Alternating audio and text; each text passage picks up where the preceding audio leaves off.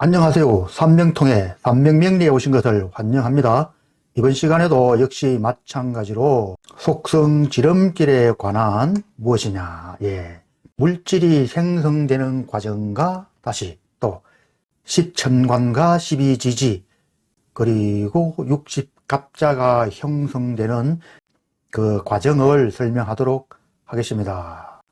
여러분, 우리가 흔히 잘 알고 많이 알고 있는 게 있죠. 그게 무엇이죠? 네, 바로 이것입니다. 이것.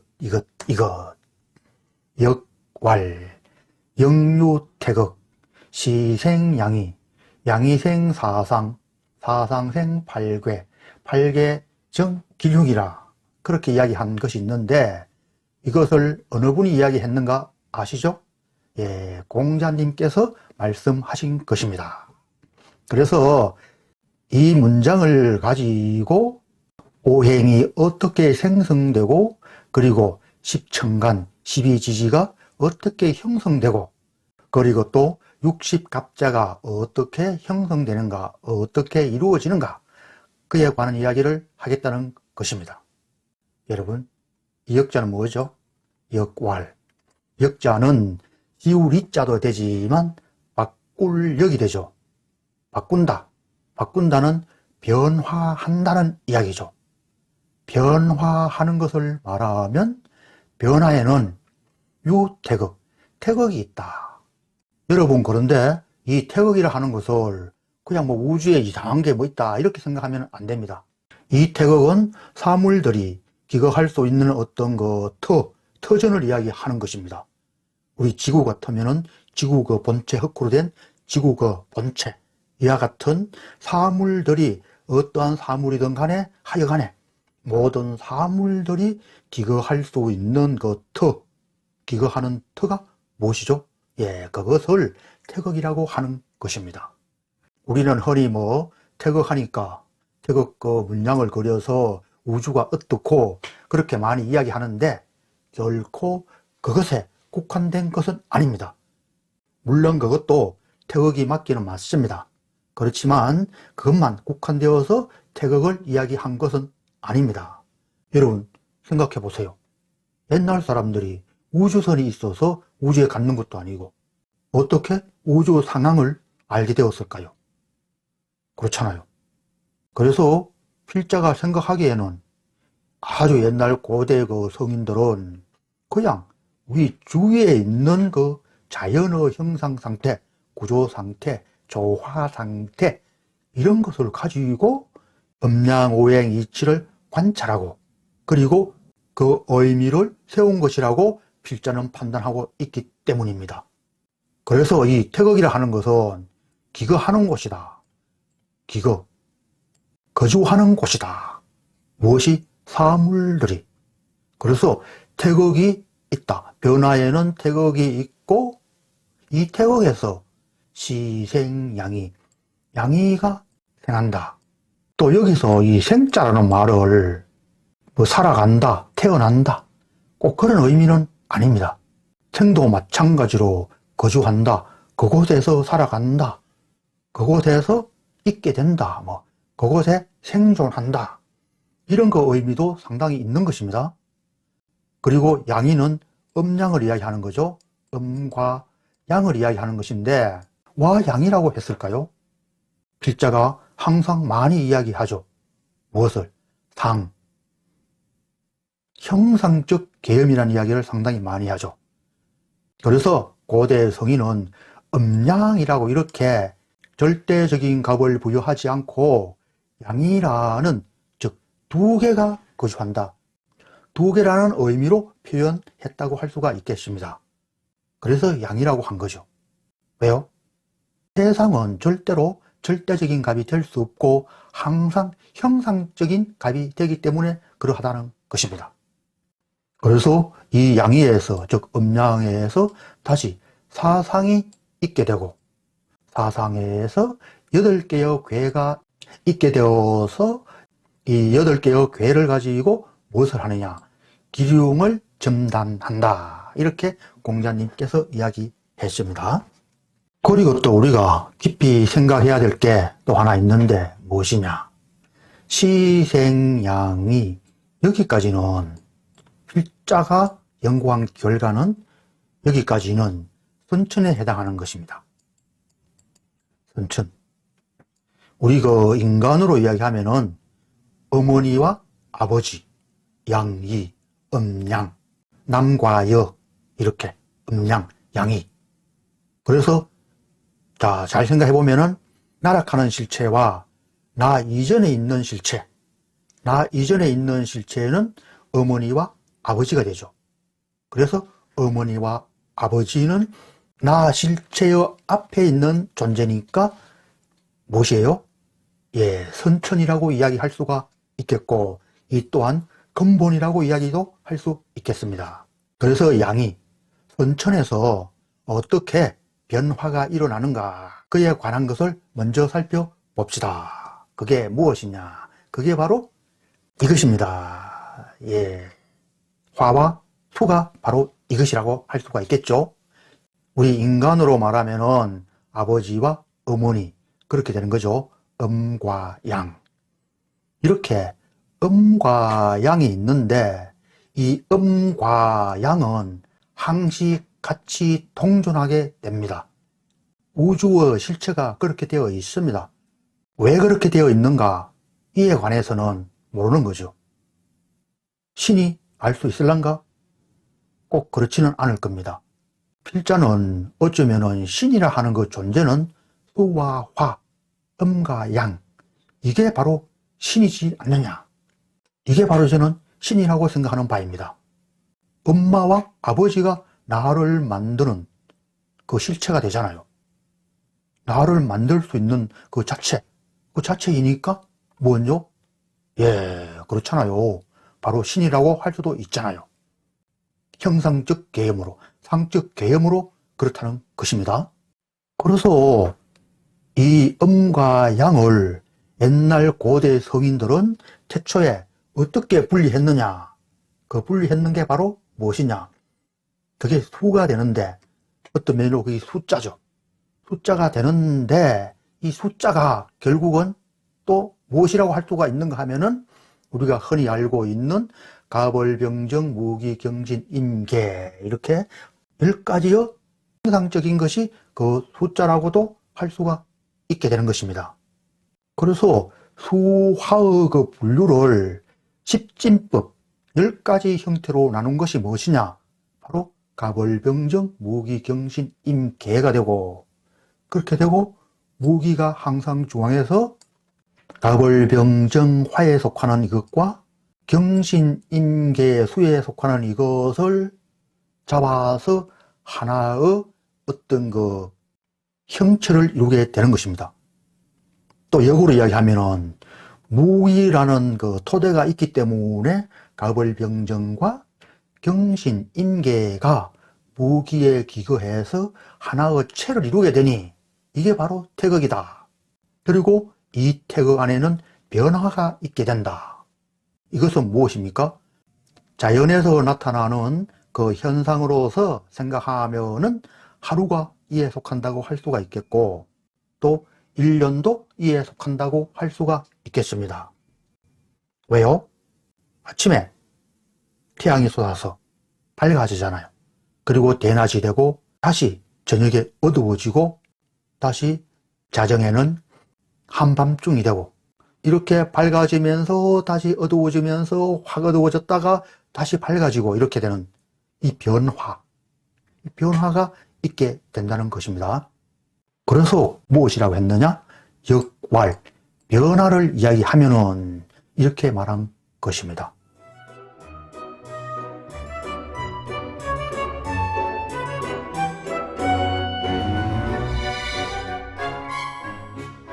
그런데 말이죠, 태초의 그 형상에서는 이 변화가 이루어지지 않았다고도 할 수가 있어요. 그게 선천이 되는 거죠. 그런데 이 변화가 이루어지는 그 시점이 우리 지구로서 판단할 경우에 언제가 되느냐? 그 시점은 바로 이것이라고도 할 수가 있습니다. 이것이 무엇이죠? 그렇죠. 지구가 23.5도 기울어졌어요. 지구가 23.5도 기울어지면서 무엇이요? 봄이 있고 여름이 있고 가을이 있고 겨울이 있고 다시 봄이 오고 이렇게 변화가 이루어지게 되었다는 것입니다. 이렇게 변화가 이루어짐으로 인해서 어떻게 해요? 바로 물질이 발생할 수 있게 되는 것입니다. 변화 때문에 물질이 발생하니까 어떻게 해요?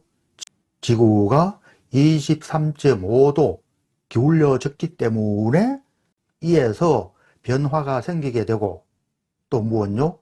그러므로 인해서 한 번은 밝게 되고 한 번은 어둡게 되고 즉 한 번은 화가 되고 한 번은 수가 되고 이렇게 됨으로 인해서 물체가 발생할 수밖에 될 수밖에 없게 된 것이라고 할 수가 있겠습니다. 지구의 중심축이 여기 중심축입니다. 축이 북극성을 항상 향해서 그렇게 자전을 하고 공전을 하게 됩니다. 지구의 중심축이 북극성을 향해서 있다. 그렇게 되어서 공전도 하고 자전도 한다. 그런데 이 태양을 기준으로 해서 지구가 우측에 있을 때, 좌측에 있을 때 그때의 각도가 북극성을 향하는 그 중심축의 각도가 다를 수밖에 없잖아요. 오른쪽에 있을 때는 지구의 중심축이 그 각도가 굉장히 가파르고 그런데 왼쪽에 지구가 있을 때는 어떻게 해요? 지구의 중심축이 북극성을 향하는 그 중심축이 상당히 완만하게 되죠. 그러므로 인해서 이러한 각도가 생겨요. 거리의 차이가 생기게 되는 거죠. 그래서 태양으로부터 받는 그 빛의 양, 또 빛의 거리 이런 거 차이가 생길 수밖에 없잖아요. 그러므로 인해서 사계절이 발생하게 되고 이렇게 사계절이 발생함으로 인해서 어떻게 해요?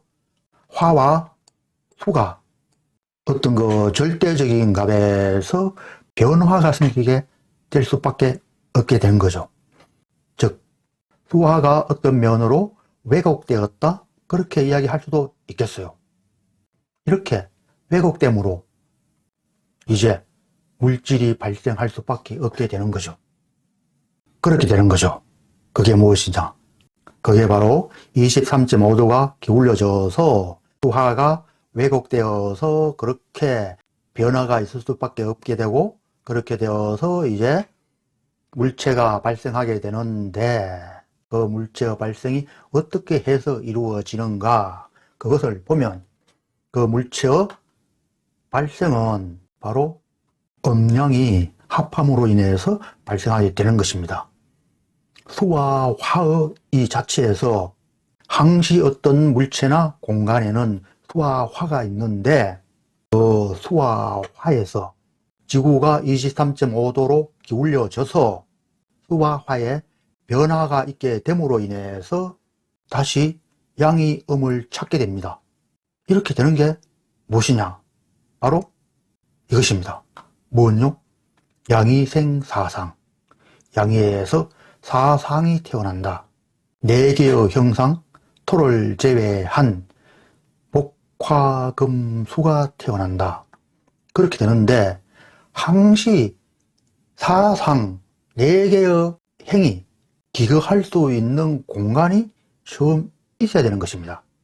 그게 무엇이냐? 그게 바로 갑기입니다. 갑기 합을 해서 토가 되는 거죠.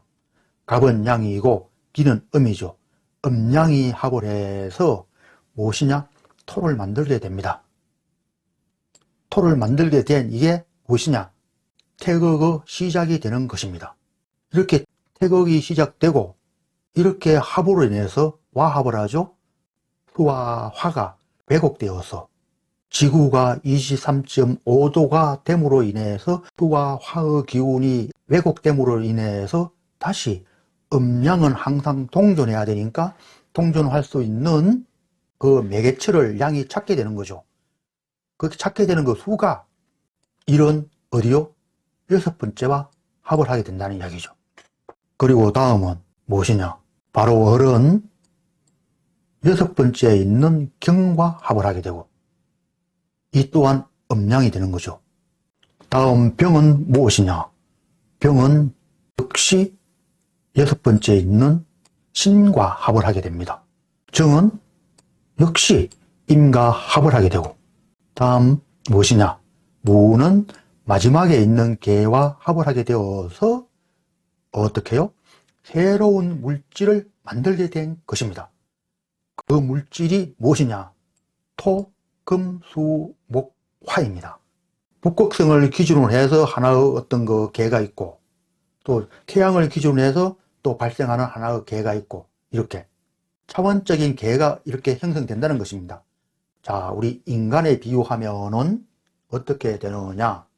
부모 어떤 개는 북극성의 기준이 되는 개고, 우리 나 자신의 어떤 개는 태양을 기준으로 한 공전하여 윤회를 하는 어떤 개가 되고, 이렇게 차원적으로 하나의 개가 성립된다는 것입니다.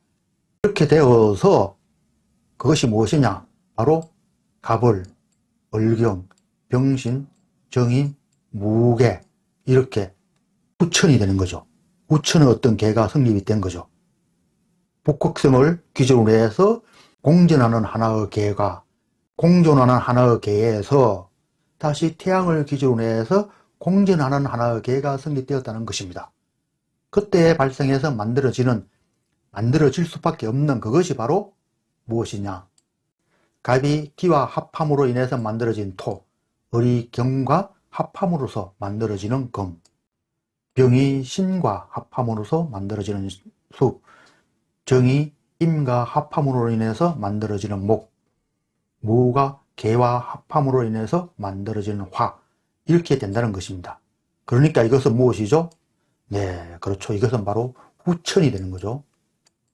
후천. 여기까지는 무엇이요? 선천이 되고, 여기서부터는 이제 후천이 되는 거죠. 이렇게 후천이 되는 것이 결국은 무엇입니까? 새로운 물질 개가 하나 발생한 것이죠. 어머니, 아버지의 그 개에서 다시 자식이라는 하나의 개가 발생하게 되는데, 이것은 새로운 것이죠.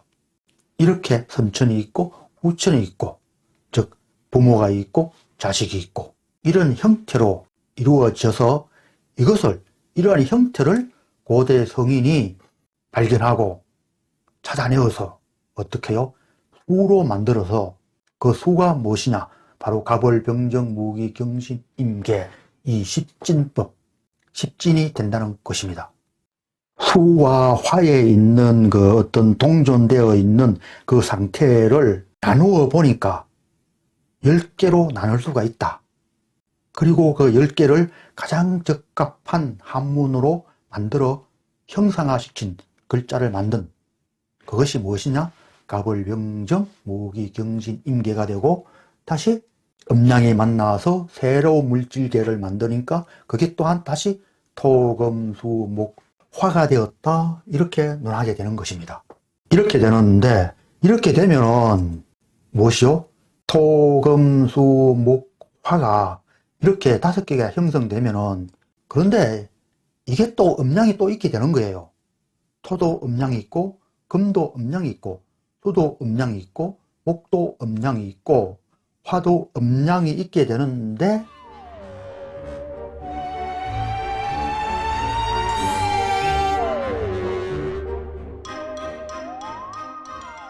이때는 무엇이에요? 예, 바로 8개가 되는 거죠. 양의에서 사상이 나오게 되고, 다시 사상에서 8개로 다시 또 나누어지게 되는 것입니다. 항시 음양은 동존하여야 하니까.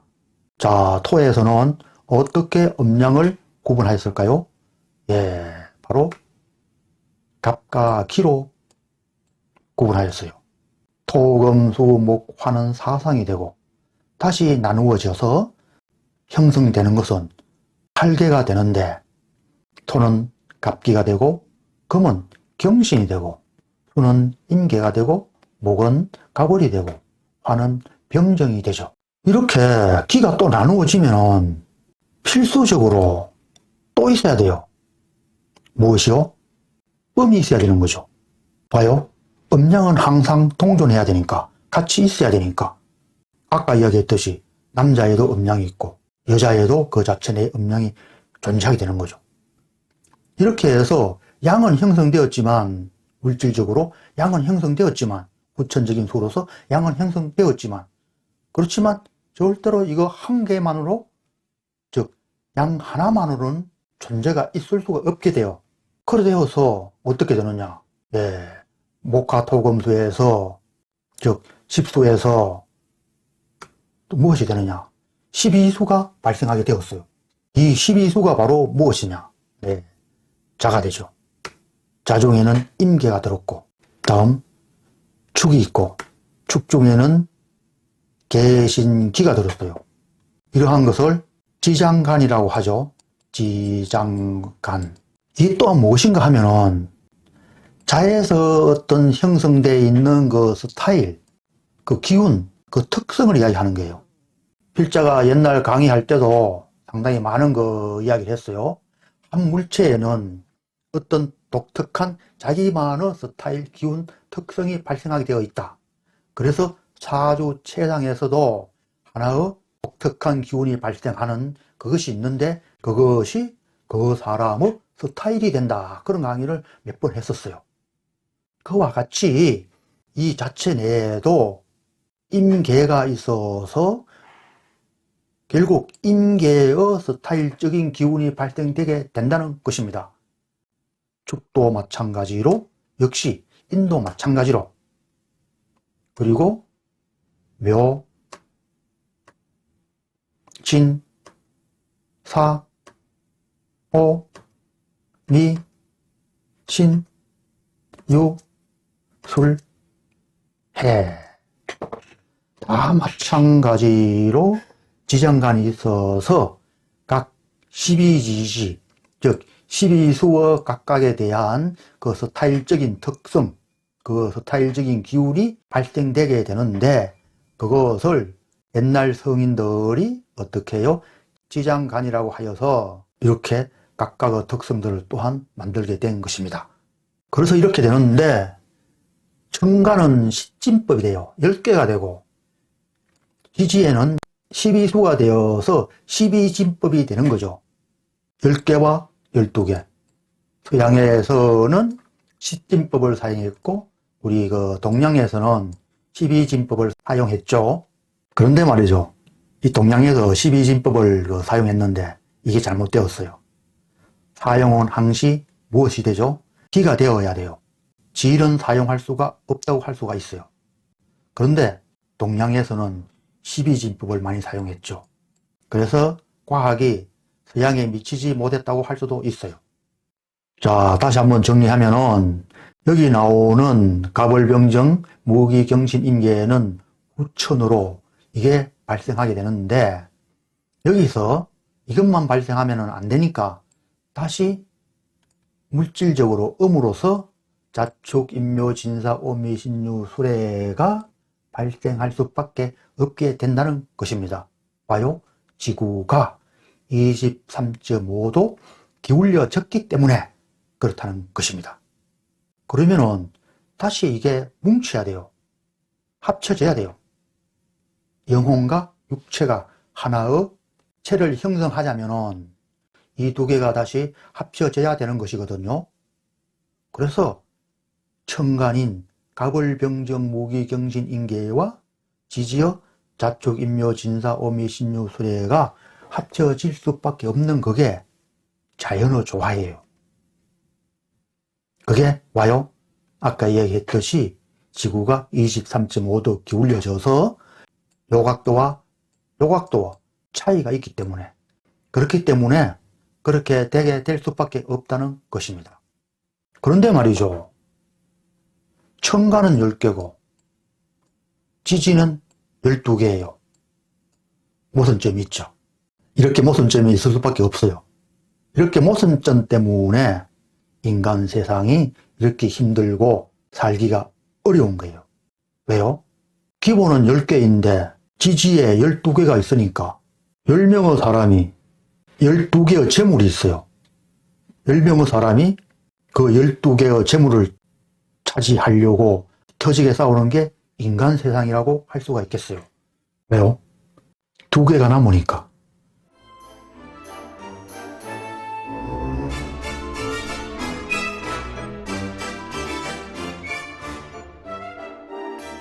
두 개에 대한 욕심이 생긴다는 것입니다.